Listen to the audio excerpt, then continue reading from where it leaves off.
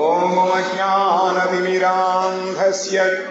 జ్ఞానాంజనశలాకయ చక్షురున్మీలితం యేన తస్మై శ్రీగురవే నమః. మూకం కరోతి వాచాలం భంగుం లంఘయతే గిరిం యత్కృపాతమహం వందే శ్రీగురుం దీనతారణం. ఆజానులంబిత భుజౌ కనకావదాతౌ సంకీర్తనైకపితరౌ కమలాయతాక్షౌ విశ్వంభరౌ ద్విజవరౌ యుగధర్మపాలౌ వందే జగత్ప్రియకరౌ కరుణావతారౌ. వంశీ విభూషితకరా నవనీరదాభా పీతాంబరాదరుణబింబఫలాధరోష్ఠాత్ పూర్ణేందు సుందరముఖాదరవిందనేత్రాత్ కృష్ణాత్ పరం కిమపి తత్వమహం న జానే. రాధే బృందావనాధీసే కరుణామృతవాహిని కృపయా నిజ పాదాబ్జ దాస్యం మహ్యం ప్రదీయతాం. బృందాయై తులసీదేవ్యై ప్రియాయై కేశవస్య చ కృష్ణభక్తి ప్రదే దేవి సత్యవత్యై నమో నమః.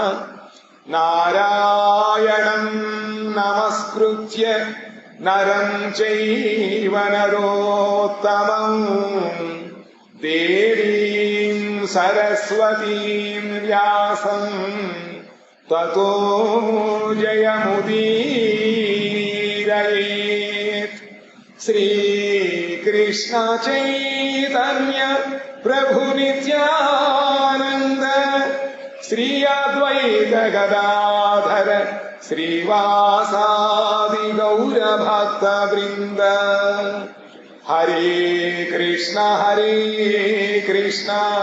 కృష్ణ కృష్ణ హరే హరే హరే రామ రామ రామ హరే హరే.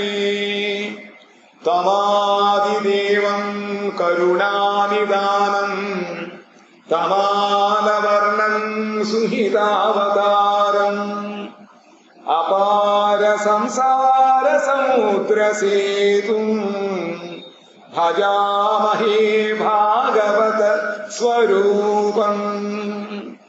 శ్రీమద్ భాగవతం తృతీయ స్కంధములో దేవహూతికి భగవానుడు భక్తి యోగాన్ని ఉపదేశిస్తూ నిర్గుణ సుప్త భక్తి గురించి చెబుతున్నారు. తల్లి వెనుక చెప్పబడిన త్రివిధ రూప భక్తి సగుణము, సాత్విక భక్తి, రాజసిక భక్తి, తామసిక భక్తి, ఈ మూడు కూడా గుణములతో కూడినటువంటివి. దీనికి భిన్నమైనది నిర్గుణ శుద్ధ భక్తి. అది మూడిటి కన్నా కూడా వేరుగా దానికి ఆపోజిట్ అన్నమాట. అది ఎలా ఉంటుందిట? గంగా ప్రవాహము అఖండ రూపముగా సముద్రము వైపు ప్రవహించున్నట్లు నా గుణములను వినుట వలన సర్వాంతర్యామియగు నా యందు ఆత్మకు అవిచ్ఛిన్నము స్వాభావికము అగు గతి కలుగును. చాలా జాగ్రత్తగా వినాలి ఈ పాయింట్స్. నిర్గుణ భక్తి అంటే సత్వ రజ తమో గుణములకు అతీతమైనటువంటి శుద్ధ సత్వ గుణముతో కూడినటువంటి ఆ భగవద్ భక్తి. అది మన మనసు ద్వారా చేయలేము, మన ఇంద్రియముల ద్వారా, మన చిత్తము ద్వారా కూడా చేయలేము. కేవలము అది ఆత్మ యొక్క సంపద, ఆత్మ నిత్య వృత్తి. ఎలాగట ఈ విధముగా అయితే గంగా నది హిమాలయంలో పుట్టిన తర్వాత ఇంకెక్కడ ఆగకుండా సముద్రంలో కొలిసేంత వరకు ప్రవహిస్తూ ఉంటుందా, ఆ విధముగా ఒక్కసారి గనక ఆత్మ ఉన్మేషితము జాగృతమైనట్లయితే అది భగవంతుడి యొక్క గుణములను వినడం వలన అప్పుడు దాని యొక్క గతి, దాని గమనం ప్రారంభమవుతుంది. దాని యొక్క లక్ష్యం ఎప్పుడు కూడా ఆత్మ లక్ష్యం భగవంతుడి వైపే. మన మనస్సు విషయాలయందు మన చిత్తము మన యొక్క స్థితిని తెలియజేసి భగవద్ దర్శనము చేయిస్తుంది, నేనెవరు చెబుతుంది. ఒక్కసారి కనుక నేనెవరిని తెలుసుకున్న తర్వాత మనకి ప్రారంభమయ్యే వృత్తి అది భగవత్ వృత్తి. అది ఆత్మని నిరంతరము కూడా భగవంతుడు పరిగెడుతూ ఉంటుంది అన్నమాట. ఎలాగంటే గంగానది ఏ విధముగా సముద్రంలో పరిగెడుతూ ఉంటుందో ఆ విధముగా సర్వాంతర్యామి అయినటువంటి భగవంతుడు యందు అవిచ్ఛిన్నము, ఏదో ఉదయం కాసేపు మధ్యాహ్నం కాసేపు సాయంత్రం కాసేపు అలా కాదు, నిరంతరము అవిచ్ఛిన్నము తైలధారావత్ స్వాభావికము. అని మనకు కష్టం ఉండదు. నా స్వభావానికి తగిన పనులు నాకు ఇచ్చినట్లయితే సునాయాసం చేసుకుపోతాను. నా స్వభావానికి వ్యతిరేక పనులు ఇచ్చినట్లయితే దాన్ని సఫర్ అయిపోతూ ఉండి చేయలేమన్నమాట, అవదది. కాబట్టి మన మనస్సుకి స్వభావం ఎప్పుడు కూడా నిరంతరము ఈ బాహ్య విషయాలను తిరగడం. దాన్ని బలవంతంగా కూర్చోబెట్టు నువ్వు భగవంతుడు ధ్యానం చేయమంటే చేయలేదు అది. ఎందుకంటే ఈ మనస్సు ఇంద్రియములు ప్రాపంచికం సంబంధించినవి. దాని స్వభావం ఎప్పుడు కూడా ఈ విషయాలు ఆలోచించడమే. కానీ ఒక్కసారి కనుక ఆ మనస్సు బుద్ధి ద్వారా కనుక చిత్తమనియందు లగ్నమైనట్లయితే అది చాలా సునాయాసం అయిపోతుంది. మన యొక్క ఆత్మ నిత్య వృత్తి భగవంతుడి యొక్క నామ రూప గుణ లీలలను చేస్తూ భగవత్ సేవ చేయడం, అది ఆత్మ నిత్య వృత్తి. మీరు పిల్లలకి ఉపదేశిస్తూ ఉంటారు, ఆయన ఈ పని చేయకడా ఆయన ఎత్తుకోవాలని మొదట్లో వింటారు. తర్వాత కనుక వాడు కానీ వ్యతిరేకిస్తే మీరు ఏం చేస్తారు? మాట వింటేనే చెబుతారు, వినకపోతే ఉపదేశిస్తారా? ఈ కారణం నువ్వు ఆడరా అంటారు. ఆ విధంగా మొట్టమొదట మనం ఈ ప్రపంచంలో వచ్చినప్పుడు మన ఆత్మ మనకు చెప్పింది, ఎందుకు వచ్చిన బాధవంతే ఇక్కడ పడ్డావు నువ్వు, బ్యాక్ టు గాడ్ హెడ్, ఏముందో చూడాలి, ఏముందో చూడాలి. తండ్రి కారణం ఏంటి చెప్పాలి, నూరు కూర్చుంది ఆత్మ. అప్పటి నుంచి అది నోరు తెరవకుండా అలా కూర్చుని పోయిందంతే, వింటలేదు. కాబట్టి ఎప్పుడైతే ఈ భగవత్ కథ మనం వింటామో అప్పుడు ఆత్మకి బలం చేకూరుతుంది. ఉత్తిష్టత జాగృత ప్రాప్నువర్ని బోధదని చెప్పి ఉపనిషత్తు చెప్తోంది. లే, ఎవరు మనల్ని ఎమ్మంటుందా? మన ఆత్మలు ఎమ్మంటోంది. ఆత్మవృత్తి అంతా కూడా అక్కడ బద్ధీభూతం అయిపోయింది. ఆత్మ జీవి జాగో ఘోరాచాందో బోలే అంటారు. మహాపురుషు చెప్పాడు, ఎంతసేపు పడుకుంటావు, మాయా అనేటువంటి పిశాచం యొక్క ఒడిలో పడుకున్నావు. అసలు మామూలుగా దూరం నుంచి చూస్తేనే పిశాచి ఏం చేస్తుంది? మనల్ని దూరం నుంచి చూసినట్లయితేనే పిశాచి ఏం చేస్తుంది? అటువంటి పిశాచి ఒడిలో పడుకున్నామట. ఎలా ఉంది మన పని? ఇంకెంతకాలం పడుకుంటావు? లేమంటున్నారు. లేమంటే లేవగలుగుతామా? మహాత్ముల యొక్క ఉపదేశము కనుక మన చెవరలో పడినట్లయితే, అది సూటిగా ఒక్కసారి మన బుద్ధికి తగిలినట్లయితే, అప్పుడు సద్బుద్ధి వచ్చినప్పుడు మనం చేయగలుగుతాం. ఇక్కడ కూర్చున్న కాసేపు బుద్ధి బాగానే ఉంటుంది, లేచిన తర్వాత మళ్ళీ బలం సరిపోవడం లేదు. కాబట్టి మద్గుణ శృతి మాత్రేణ మయి సర్వగుహాసయే మనోగతి రవిచ్ఛిన్నా యథా గంగాంభసోంబుధౌ. ఆ విధముగా సముద్రం వైపు గంగా నది ప్రవహించున్నట్లుగా భగవద్గుణములు కనుక వినినట్లయితే, భగవన్ నామ సంకీర్తన చేసినట్లయితే, భగవత్ సేవ చేసినట్లయితే, మన యొక్క ఆత్మకి ఆ వృత్తి నేరుగా వెళ్ళి తగిలి దాని యొక్క చుచ్చుబుడ్డ వెలిగిస్తే ఏమవుతుంది? బయటే కనబడదు. ఒక్కసారి ఆ నిప్పురవ్వ కనుక లోపల పడినట్లయితే ఒక్కసారి అంటుకుంటుంది అంతే, అప్పుడు వచ్చేస్తుంది పువ్వు. విధంగా మన ఆత్మ కూడా దానికి ఒక్కసారిగా వెళ్ళి దాన్ని తగలాలి. భగవద్గుణములు ఒకసారి స్పృశించినట్లయితే అది వెంటనే లేసినాక ఒక ఎక్కడలేని శక్తి వచ్చేస్తుంది అనమాట. దాంతో ఈ మాయా అంతా కూడా పచావంచలు అయిపోతుంది. ఆ విధంగా ఇదే నిర్గుణ భక్తి యోగ లక్షణము, ఇదే యోగ లక్షణం అంతే, కానీ ఏం లేదు. పురుషోత్తముడు నాకు నా యందు ఆ ఫలానుసంధానము లేనిది నేను చెప్పుకున్నాం. దీనివల్ల మనకి ఏం వస్తుంది? రోజు గౌరీ మఠానికి వచ్చే మాకేమన్నా మీకేం కలిగిందా? నేను ఎవరు మీరు మఠానికి వస్తారా? ఏమన్నది కలిగిందా మీకు? ఏం చెబుతారు? ఉన్నది పోయింది. మరి ఇంకా ఎందుకు ఉంటే గోడవ మనకు కావాలి. భగవంతుడు ఎవరి మీద అయితే కృప చూపిస్తాను అనుకుంటున్నాడో వాళ్ళ యొక్క ధనమంతా కూడా ముందు తీసుకుంటాట. వాడిని ఒంటరిగా నిలబడతాడు. ఇంకా అందరూ పోయిన తర్వాత రమ్మంటాడు. అది అహైతికి కృప అంటే. నేను నాది అనేటువంటి లంబడంలో ఉన్నంత వరకు మనకి భగవంతుడు యందు ఏకాగ్ర భక్తి, అహైతుకి భక్తి, అవ్యభిచారణ భక్తి మనకు కుదరదు. అందరూ మనల్ని చీ అనాలి, అందరూ మనల్ని చీ బొమ్మనాలి. ఇంకా మనకి ఇంకా వాళ్ళ ఏందో వినాశం ఉండదు. ఎంతసేపు చేసాను ఎలా నాడని చెప్పి అంటే వచ్చేస్తుంది లోపల. అప్పుడు అంటుకుంటుంది అన్నమాట. ఇప్పుడు అది సరైన వైరాగ్యం వస్తుంది. అలా తీసుకెళ్తాడు భగవంతుడు. మనం కోరుకుంటాం, కోరితే ఏమంటాట? నేను విజ్ఞుడిని, నువ్వు మూర్ఖుడివి. నేను విజ్ఞుడిని అని తెలిసిన వాడిని నేను భగవంతుడు అంటాడు. నువ్వు మూర్ఖుడు, నీకేం కావాలని తెలియదు, నీకేం కావాలి నీకు తెలియదు అని కోరుకుంటున్నావు అని చెప్పి ఇచ్చినట్టుగా ఇచ్చి వాడు తీసుకుంటాడు.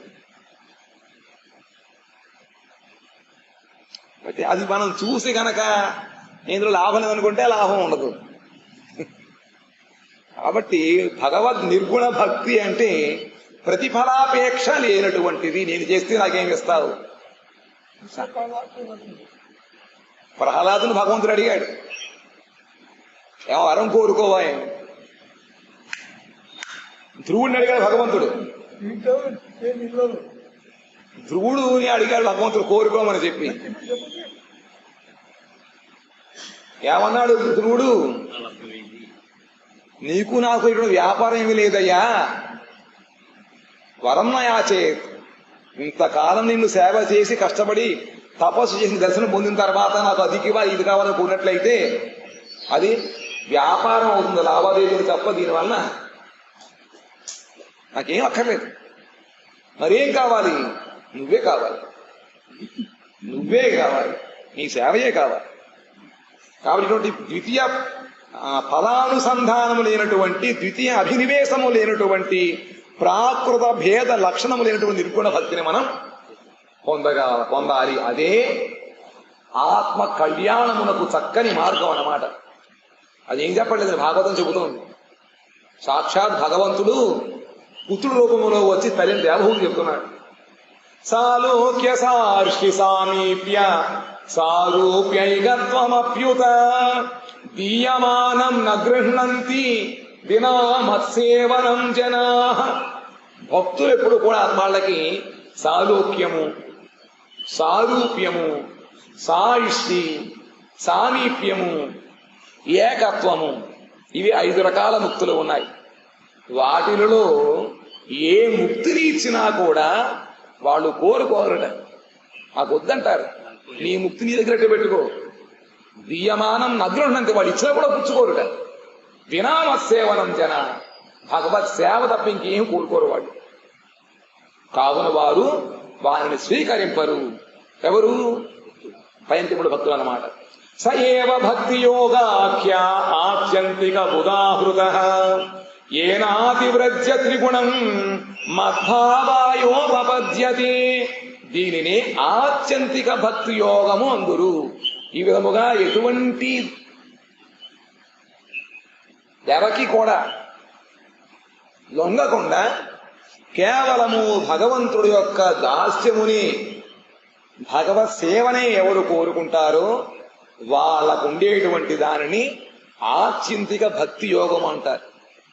ఈ భక్తి యోగము ద్వారా జీవుడు త్రిగుణాత్మకగు మాయను అతిక్రమించి నా నిర్మల ప్రేమను పొందును. ఇది ఉంటేనే త్రిగుణాత్మకుడు మాయని దాటగా అతిక్రమించగలుగుతాను. బృహద్భాగవతామృతములో చక్కగా ఇవన్నీ కూడా వర్ణించారు సనాతన గోస్వాముల వారు. ఆ లోకములో ఉండేటువంటి అధిదేవత, అక్కడ ఉండేటువంటి లక్షణములు సుఖములు అవన్నీ కూడా వర్ణించారు అన్నమాట. ఇవన్నీ దాటి వెళ్ళినప్పుడు అక్కడికి వెళ్ళేప్పుడు నన్ను నా సేవ తీసుకోమంటుంది మాయ ప్రకృతి. ఇంకా అంటే అక్కడ ఒక చీకటి మహా అంధకారము, అందులో లీనమైపోతూ ఉంటాడు. ఇవన్నీ కూడా చాలా జాగ్రత్తగా నిర్గుణ భక్తి బలము చేత అతిక్రమించి భగవల్లోకానికి పొందగలుగుతారు. కాబట్టి ఈ ఆత్యంతిక భక్తి యోగమునే జీవుడి యొక్క అది వాడి సంపద, వాడి యొక్క స్వాభావిక వృత్తి. ఈ భక్తి యోగము ద్వారా మాత్రమే జీవుడు త్రిగుణములకు అతీతమైనటువంటి ఆ దశని నిర్మలమగు భగవత్ ప్రేమను పొందగలుగుతాడు. ఏమాత్రం కాస్త లోపల మనకి వాసన ఉన్నా కూడా ఆగిపోతుంది. ఎన్నో పరీక్షలు ఎన్నో రకాలు చూపిస్తాడు. ఎవరు చూపిస్తూ ఉంటాడు. లాభ పూజ ప్రతిష్టాస అది ఇది యోగ సిద్ధులు అవన్నీ చూపించి చివరికి ఇంకా అది కూడా వద్దనుకుంటే అప్పుడు. లేకపోతే ఇవన్నీ ఇక్కడ ఉండాలి, 14 లోకాలు తిరుగుతూ ఉండడం. ఇంకా నిషేవిత నిమిత్తేన స్వధర్మేణ మహీయస క్రియాయోగేన సస్తేన నాతి హింస్రేణ నిత్యసః మద్దిష్య దర్శన స్పర్శ పూజా స్తుత్యభివందనైః భూతేషు మద్భావనయా సత్వేనా సంగమేన చ మహతాం బహుమానేన దీనానాం అనుకంపయా మైత్ర్యా చైవాత్మతుల్యేషు యమేన నియమేన చ ఆధ్యాత్మికానుశ్రవణం శ్రవణాన్నామ సంకీర్తనాచ్చ మే ఆర్జవేనార్య సంగేన నిరహం క్రియయా తథా మద్ధర్మణో గుణైరేతైః పరిసంశుద్ధ ఆశయః పురుషస్యాంజసాభ్యేతి శృతమాత్ర గుణం హిమాన్. మహాప్రభు కొత్తగా మనకేం ఇవ్వలేదు. భాగవతములు ఉండేటువంటి సారమైనటువంటి భగవన్నామ సంకీర్తననే చెయ్యమని చెప్పి ప్రబోధించారు. తల్లి ఇట్టి భక్తికి సాధనములను చెప్పుచున్నాను వినుము. మరి భక్తి యోగం పొందమన్నారు. దాన్ని ఏమన్నారు? దాన్ని ఆత్యంతిక భక్తి యోగము, ఏదో నిర్గుణ భక్తి యోగం చెప్పుకొచ్చారు, చేయమన్నారు. ఎలాగా? ఇంకా కొంచెం సులభంగా కావాలి మాకు. సులభంగా ఈ విధంగా చేయాలి. కాబట్టి ఆ సాధన చెప్తాను వినమన్నారు. ఫలాభిసంధాన రహితము, ఎటువంటి కోరికలు లేకుండా మనం చేసేటువంటి ఆ సేవకి ఎదురు ఫలితమును ఆశించకుండా భక్తికి అనుకూలము. ఎలా చేస్తే మనలో భగవంతుడి యందు భక్తి వృద్ధి పొందుతూ ఉంటుందో అనుకూలం. నిత్య నైమిత్తికము అగు ధర్మములను చక్కగా అనుష్ఠించుట. నిత్య ధర్మాలు ఉన్నాయి, నైమిత్తిక ధర్మములు ఉన్నాయి. వీటిని చక్కగా అనుష్ఠిస్తూ ఉండాలి. నిత్యము శ్రద్ధాయుక్త చిత్తముతో నిష్కామములు హింసాది రహితములు అగు పంచరాత్రాది శాస్త్రోక్తములైన పూజలను స్తుతులను వందనములను చేయుట. నిత్య కర్మలు నైమిత్తిక ధర్మములు. నిత్య ధర్మలు ఏముంటాయి మనకి? నైమిత్తిక ధర్మలు ఉన్నాయి. సమాజ ధర్మలు కొన్ని ఉంటాయి. మిగతా సేవలు చేయమని చెప్పి కాదు, కనీస ధర్మములు. మానవుడిగా పుట్టినందుకు మనము ఏ ధర్మములు చేయాలి, ఒక యజమానిగా లేదా ఒక ఫ్యామిలీ మెంబర్గా ఉండి ఎటువంటి పనులు చేయాలో అవన్నీ భగవత్ సంపర్క బుద్ధితో ఎటువంటి ఆసక్తి లేకుండా చేస్తూ ఉండాలి. ఇంకా మన యొక్క ధర్మములను, మానవ ధర్మములు లేదా భక్తులుగా ఉంటే భక్తు ధర్మములు ఇవన్నీ కూడా అనుష్ఠిస్తూ ఉండాలి. ఇంకా శ్రద్ధాయుక్త చిత్తముతో నిష్కామములు, మనం చేసే కర్మలు ఎలా ఉండాలిట? భగవత్పరంగా ఉండాలి, నిష్కామముగా ఉండాలి. అందులో ఎటువంటి హింస ఉండకూడదుట. ఉండకుండా మళ్ళీ శాస్త్రామోదితమై ఉండాలి. పంచరాత్రాది శాస్త్రోక్తములైనటువంటి భగవత్ పూజలని, స్తుతులను, వందనములను చేయుట, సర్వభూతముల యందు నా భావమును చింతించుట. సర్వము కూడా భగవత్ సంబంధితమైన వస్తువులే. ఈ విధంగా ఒక పతివ్రత అయినటువంటి స్త్రీ తన కేవలము భర్తనే కాకుండా భర్తకు సంబంధించినటువంటి అత్తమామలు కానీ, ఆయన అప్పచెల్లులు కానీ, అన్నదమ్ములు కానీ, మిగతా వాళ్ళు కూడా ఈ విధంగా అయితే వాళ్ళని గౌరవిస్తూ ఉంటుందో ఆ విధముగా మనం ఇవన్నీ కూడా భగవత్ పరముగా ఉన్నటువంటి వసుదైవ కుటుంబం కాబట్టి ఎవరితోటి మనకి ఎక్కువ సంబంధము లేదని అలా అని చెప్పి ద్వేషము ఉండకూడదు. వైరము లేదు, అనురాగము లేదు. ఎంతవరకు కర్తవ్యమో అంతవరకు చేస్తూ ఉండాలి. మనకి ధ్యేయం మాత్రము భగవంతుడు కాబట్టి ఆ భగవంతుడు ఎందే మనకి భక్తి ప్రపత్తులను చేస్తూ మిగతా వాళ్ళని మనం అగౌరవించకుండా అలానే చెప్పి వాళ్ళ సేవ చేయక్కర్లే, ఏమి చేయక్కర్లే, వాళ్ళని మనం అగౌరవపరచక్కర్లేదు. చేస్తూ ధైర్యమును, వైరాగ్యములను అవలంబించడం. ధైర్యం అంటే ఇక్కడ ఓర్పు, సహనము, వైరాగ్యమును అవలంబిస్తూ ఉండాలి. గొప్పవారిని గౌరవించుట, దీనులపై దయచూపుట, ఆత్మతుల్యురగు వ్యక్తులతో మైత్రి నెరపుట, బాహ్యాభ్యంతరములైన ఇంద్రియములను వశము చేసుకొనుట, సత్పురుషులకు గురువులు కడ ఆత్మతత్వమును శ్రవణము చేయుట, నా నామమును కీర్తించుట, సరళత్వము కలిగియుండుట, సత్పురుషులతో సహవాసము చేయుట. అందరినీ గౌరవించనన్నా అని చెప్పి అందరితో మనం సహవాసం చేయక్కర్లే. ఎవరు సత్పురుషులో, సద్గురువులో వాళ్ళ యొక్క సాంగత్యము చేస్తూ ఉండాలి. అహంకారమును విడచి భగవద్ధర్మం అనుష్ఠిస్తూ మానవుని చిత్తము విశేషముగా నిర్మలమగును. ఈ విధముగా చేయడం వలన మానవుడి యొక్క చిత్తము విశేషంగా నిర్మలమవుతుంది. ఇవన్నీ చేయడం కష్టమే కదా. ఎవరెవరిని తెలుసుకుంటాం? ఈ లోకంలో సాధువుల దగ్గరికి వెళితే వాళ్ళు మన యొక్క సర్వస్వం దోచుకుంటూ ఉంటారు. చెప్పలేం ఎవరిలా ఉంటారు. మొట్టమొదట రావణాసుడు సాధు వేషంలో వచ్చి అంత దోసుకుపోయాడు. కాబట్టి వేషం ద్వారా ఎవరో మనం తెలుసుకోలేము. అందుకనే మహాప్రభు ఇవన్నీ కూడా మీరు చేయలేరు కాబట్టి నామసంకీర్తన చక్కగా చేయమని చెప్పండి. ఇవన్నీ మానేమనా తెలుసుకుంటారు, మనం చేస్తూ ఉండాలి. ఆ నామ సంకీర్తనం చేస్తూ ఉండ మనకి తెలుస్తుంది అన్నమాట. మనకి ఆ నామ సంకీర్తనకు బలం వలన ఏది మంచి, ఏది చెడు, ఎవరు సద్వ్యక్తులు, ఎవరు అసద్వ్యక్తులు, ఎవరితో మనం సాంగత్యం చేయాలి, ఎవరి మాట వినాలి, ఇవన్నీ కూడా విచక్షణ ధ్యానం మనకు కలుగుతుంది. కాబట్టి ఆ చిత్తము మనం శుభ్రము శుద్ధి చేసుకోవాలి అంటే దానికి సహజమైనటువంటి బహు తేలికైన ఉపాయము నామ సంకీర్తనము. చక్కగా భగవంతుడిని, గురువైష్ణుని మనం ఆశ్రయించి శరణాగతి పొంది తద్వారా వాళ్ళు ఇచ్చే ఉపదేశం మనం వింటూ జీవితములో పాటిస్తూ భగవంతు నామ సంకీర్తనం చేసినట్లయితే, భగవద్ గుణములు శ్రవణము కీర్తనము చేసినట్లయితే క్రమముగా మనకి చిత్తము నిర్మలమవుతుంది. ఆ నిర్మల చిత్తముతో నా గుణములను వినుట వలనని నన్ను సులభముగా పొందగలడు. నిర్మలమైన చిత్తము ద్వారా ఎప్పుడైతే భగవద్గీతలు వింటామో అప్పుడు ఆయన మన హృదయంలో తిష్టవేసి కూర్చుంటాడు. వృద్ధ్యే అవరుధ్యతి అత్ర పృథివీ శుశ్రూషుభిస్తక్షణాత్. ఎంతవరకు చిత్తను నిర్మలము కాదు అంతవరకు మనలో సేవా ప్రవృత్తి బయటికి రాదు. సేవోన్ముఖే జిహ్వాదో స్వయమేవ స్పృచ్యత అన్నారు. సేవా ప్రవృత్తి ఎప్పుడైతే మన ఆత్మ యొక్క స్వస్వరూపం భగవత్ సేవ చేయడమే, ఆ సేవా ప్రవృత్తి ఇప్పుడు ఆచ్ఛన్నమైపోయింది. దాన్ని క్రమక్రమ పైకి తీసుకురావాలి.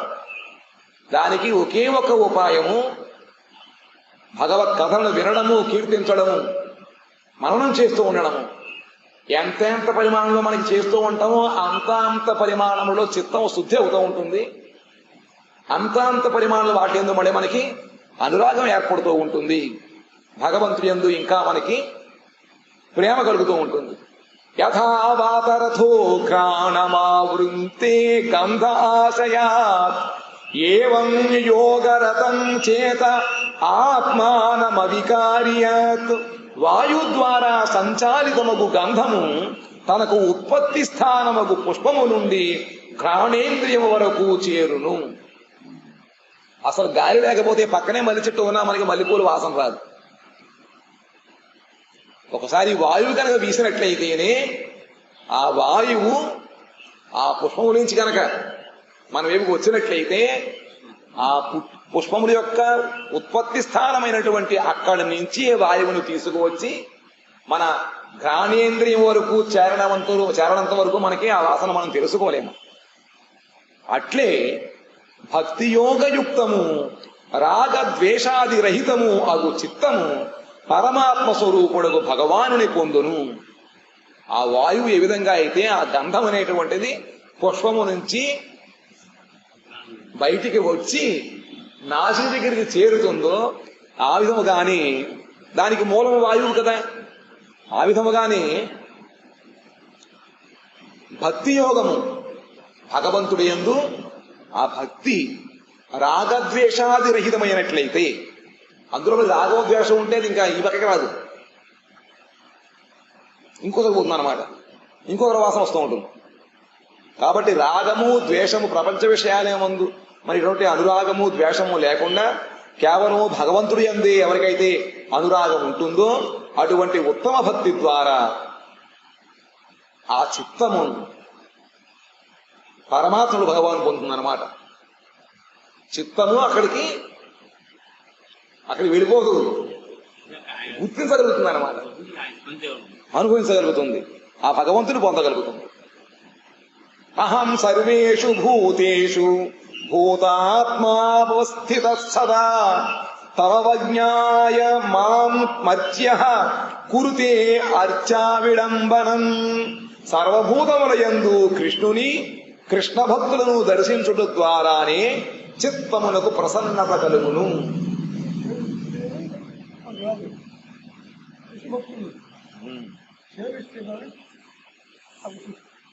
రాదు. ఇంకా ప్రసన్నత చిత్త ప్రసన్నత కలగాలి అంటే మన బంధువులని మనవాళ్ళని చూస్తే ప్రసన్నత కలుగుతుంది. ఊరుగాని ఊరు వెళ్ళిపోయాం, భాష కాని భాష, ఒక్కసారి ఎవడో మనం ముఖపరిచయం ఉన్నటువంటి తెలుగు కనపడాలి అనుకోండి, ఎంత ఆనందం కలుగుతుంది, ఎంత ప్రసన్నత ఉంటుంది. అటువంటి ప్రసన్నత కలుగుతుందట ఇప్పుట భగవంతుడిని భగవద్భక్తుని దర్శించడం వలన, భగవంతుడిని భగవద్భక్తుని మనం దర్శించడం వలన మన యొక్క చిత్తమునకు ప్రసన్నత కలుగుతుంది. కేవల ప్రతిమాదుల యందున్న ప్రాకృత భక్తుల నిష్ఠను నిందించి ఇటు చెబుతున్నారు, తల్లి నేను అంతర్యామి రూపముతో సర్వజీవుల్లో నివసించుతున్నాను. భగవంతుడు పరమాత్మ రూపంగా సర్వభూతముల హృదయములందు నివసిస్తున్నాడు.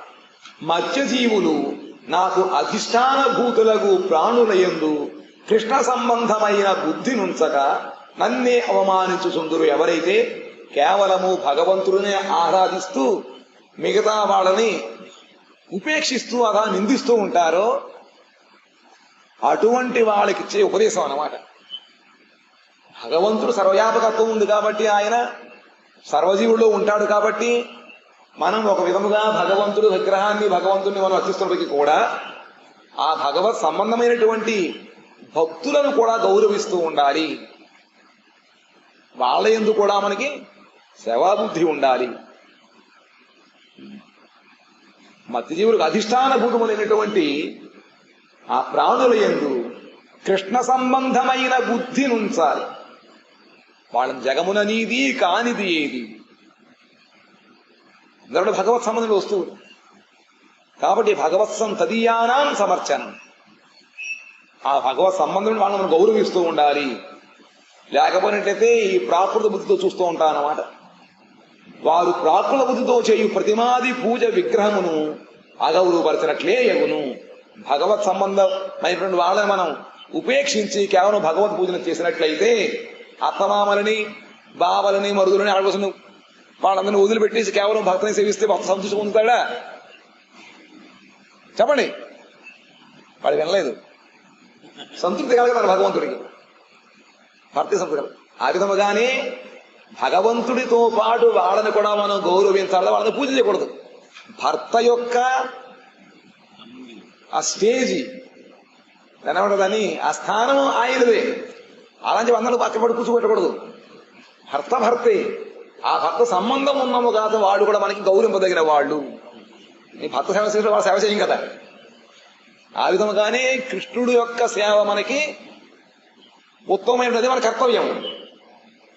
మిగతా వాళ్ళు కూడా భగవత్ సంబంధించిన వాళ్ళని అగౌరవపరచకుండా సముచితమైనటువంటి వాళ్ళకి గౌరవం ఇస్తూ ఉండాలి. కానీ మనం సేవించేది పూజించేది కృష్ణుడిని, అందరూ సమానం కుదరదు. కాబట్టి చాలా జాగ్రత్తగా దీన్ని తెలుసుకుని మనం చేసినట్లయితే అతి త్వరలోనే భగవంతుడు మనల్ని అనుగ్రహిస్తాడని చెప్పి ఇక్కడ కపిల దేవుడు తల్లి దేవత చెప్తున్నాడు. వాంఛా కల్పతరుభ్యశ్చ కృపా సింధుభ్య ఏవ చ పతితానాం పావనేభ్యో వైష్ణవేభ్యో నమో నమః.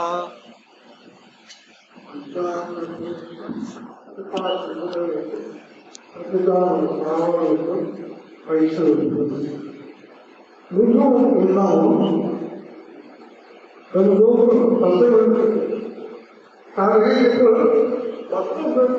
సమస్త అవయవాలు ఆయనకు రూపం, ఆయన శరీరం, ఆయన కళ్ళు, ఆయన ముక్కు అన్ని ఎట్లా దాన్ని విమర్శిస్తున్నారు. అటు వివరించి చెప్పి ఆ స్థాయిలో ఉన్న వాళ్ళు ఆ భక్తుడు, భగవంతుడు, గురు, గ్రంథం. భగవంతుడు, భక్తుడు, గురు, గ్రంథం. ఈ మూడు నాకు భక్తి ఉండాలన్నారు. ఆయన భక్తి ఎక్కడ ఉండడం, ఏ పూజ చేస్తాం, ఆ పూజ చేస్తాం, అది చేస్తాం, ఇది చేస్తాం, ఎలా చేస్తాం, అవి చెప్తారు. పెట్టుకుంటే శాస్త్రం నాకు క్లియర్, నా యొక్క నడవడిక ఎట్లా ఉండాలో అది విషయములను చూపిస్తున్నారు భక్తుల ద్వారా. మన నమ్మకం ఆ మతభక్తులు కూడా సాగుతుంది కదా, ఆయన సాగు ఆయన సాగు అయితే చెప్పండి. గురించి ఆయనకి జన్మేశ్వరుడు ఆయన భార్య సాధువులకు పూర్తి నమ్మకం. రెండో విషయం అన్ని పూర్తిగా ఉన్నాయి. అవి అమ్మాయి పెళ్లి చేసుకోవట్లేదు, చేసుకోలేదు. కానీ ఏంటి పెళ్లి దగ్గర వచ్చేస్తుంది కదా, ఏర్పాటు చేసుకుంటా. అదే రాముడే చూస్తాడే అన్నాడు. రాముడే చూస్తాడు. ఇంటికి బయటకు కూడా రామ పట్టాభిషేకం ఈ రాముడే చూసుకుంటాడే రాము. ఎవరు పోయిన చూడు ఏం చూస్తూ అవుతున్నాయి ఏర్పాటు చేసే అవసరానికి అని అన్నాడు. సెక్రటరీని ఏం చూస్తా అని అంటే అప్పుడంటే కొన్ని దగ్గరకు వచ్చేది. ఆయన ఎవరు అనకూడదండి, ఎవరు అన్ని కొట్టి చేస్తుంది. చూసావా రాముడు చూస్తావు కదా, నీకు నమ్మకం కాదా కావాలి. ఆయన పూర్తిగా చేస్తాడు. ఆయన కుమార్తె తండ్రి కాబట్టి కారణం ప్రత్యక్షంగా కనిపిస్తుంది. సాధుడు క్షీణిపోయాడు. ఆయనకు కొంత ఉంటే శాస్త్రములు కూడా చెప్తున్నా శాస్త్రం వినాలా, చదవాలా. ఎంతో భక్తులు చేస్తూ ఉంది, ఎంతో భక్తులు చేస్తుంది. ఆ చరిత్రలో వాళ్ళు విన్నారా, చదువుతుందా లేదా?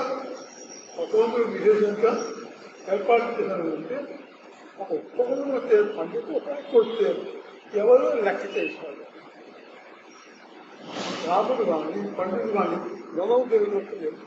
ఆయన ప్రపంచం చూసుకోవాలి, ప్రపంచం చూసుకోవాలి. ఇంకా అందరూ భక్తులను ఇతరులకు చేయించారు. వాళ్ళు ఈ ప్రపంచంలో అందరూ అందించారు. ప్రతి ఉదాహరణ మైసూరులో ఉన్న ఆ యొక్క వ్యవహారం కదా, ఆయన రాముడు ఇతరులను చెందినవాడు. ఆయన రావటానికి వీళ్ళు బయట కొట్టు ఆయన గానం చేస్తున్నాడు, కీర్తన చేస్తున్నాడు.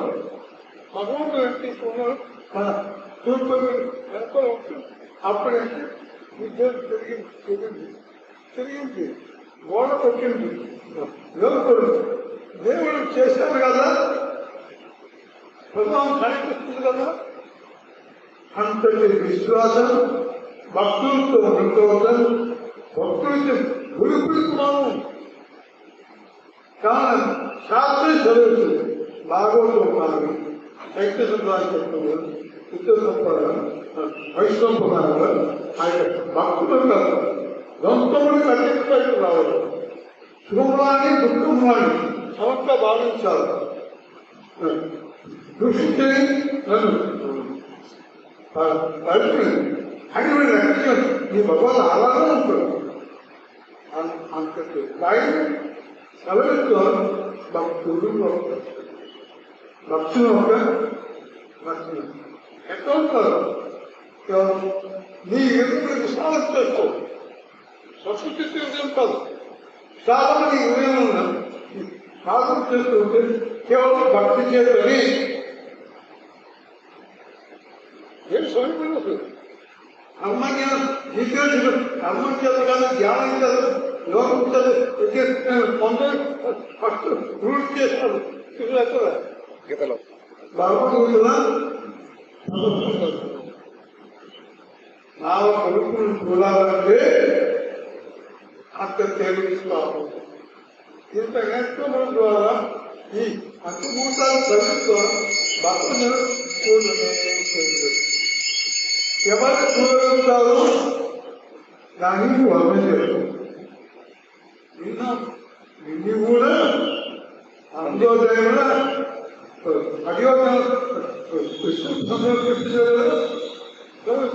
విశ్వరూపంలో కన్ను చదువుతూనే ఉంటాం. అంత తేలికపోతుంది.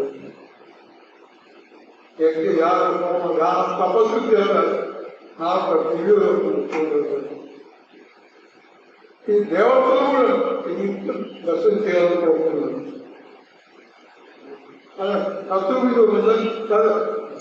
జీవితం చెప్పించాను. దానికి కూడా అంతే.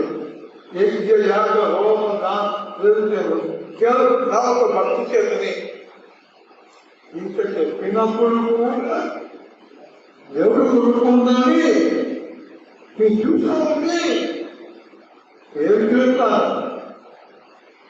ఈ పంచభూతులతో ఉన్న ప్రకృతమైన రూపము చేత ప్రకృతిలో శైలి చేత భగవంతుడు లేదు మనసు. భగవంతుడు ఒక విషయం చెప్పేది మనం గౌరీ సంప్రదాయం ఉంది. నామసంకీర్తం బాగుంటుంది. నామసంకీర్తం చేస్తుంటే కృష్ణుడు కనిపించింది. ఏం కనిపించింది? ఆయన ముత్యాల పండుగ పండించాడు. ముత్యాల పండుగ పండిస్తే బాగా రాధికగా ఏనుగు అయ్యారు. ముత్యాల పండుగ పండుగ ఉంటారు. అమ్మని అడిగారు ముత్యాల పండుగ. ఆవిడ ఇచ్చింది కొన్ని ముత్యాలు ముత్యాలు ఇచ్చింది. ఆమె దున్నాడు. దున్ని అయితే చదివారు. దేంతో చదివారు దున్యాలు? ఆవులు ఉంటుందా ఎదురుగా పంపించారు. దాని తర్వాత అయితే కథ చదివించారు. కానీ దీంతో చెట్టు వచ్చింది, పుష్పాలు వచ్చింది, చెట్లు వచ్చింది, పండు వచ్చింది, అన్ని వచ్చింది. దానికి ఏంటి పంట అయితే నెయ్యి పాలు ఇంత గోడ ఎక్కడ ఉందా? నెయ్యి పాలు పాడు చేస్తారా? మంచి ఫలితం చేసేవాళ్ళు ఆ పంటలు సంపూర్ణ చేయించారు. దానికి పూర్తిగా అమ్మకిచ్చేవారు, ఆవులకు మొత్తం పెట్టారు, అన్ని కలిపారు. కలిపిన తర్వాత మిగిలింది ఏమి కావాలా? అంటారు వ్యాపారం చేయాలి.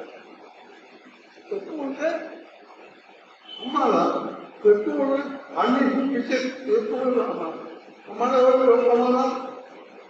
నాదే వాళ్ళు రాసేదే వాళ్ళకి ఏమి రాదు. ఊళ్ళే వచ్చారు, బేరం పెట్టారు. బేరం పెడితే ఇది తీసుకోమన్నాం. అప్పుడు బేరం పెట్టాడు. ఎప్పుడంటే దీని కథ అన్న విషయం అవునా? ఆ నీళ్ళు చూశారు, అనంతమంది రూపం. ఈ పరిస్థితులు ఎదురుతో ఉంటుంటే పూర్తిగా వయసు నమ్మకం ఉంటుంటే భగవంతుగా ఉంటుంది. ఈ క్రియలు చేస్తామంటే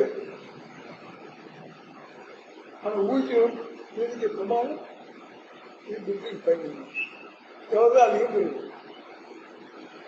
ఎవరు చేశారు? చేసేటప్పుడు మద్దతులు ఉన్నారు. వాళ్ళ అనుగ్రహం కదా ఊగాదులు కాదు. వాళ్ళు ఏ కార్యం చేయలేము. దానిని భక్తి చేత నామసంకీర్తి రోజు భగవంతుడు అనంత అద్భుతమైన లీలలను ఆయన ప్రశ్నించారు. ఒక భక్తురాలు రాముని పూజ చేస్తుంది. నష్టపడి చూస్తే రాముడు వచ్చి నాకు వంట పెట్టేది. రాముడు ఎవరు ఇలా నాకు వంట పెట్టలేదు. నా దగ్గర రాముడు పూజ చేస్తున్నాను. రాముడు వచ్చి నాకు వంట పెట్టలేదు. నాకు సౌభాగ్యవంతురాలే ఆ వెన్నను కృష్ణుడికి పెట్టాడు.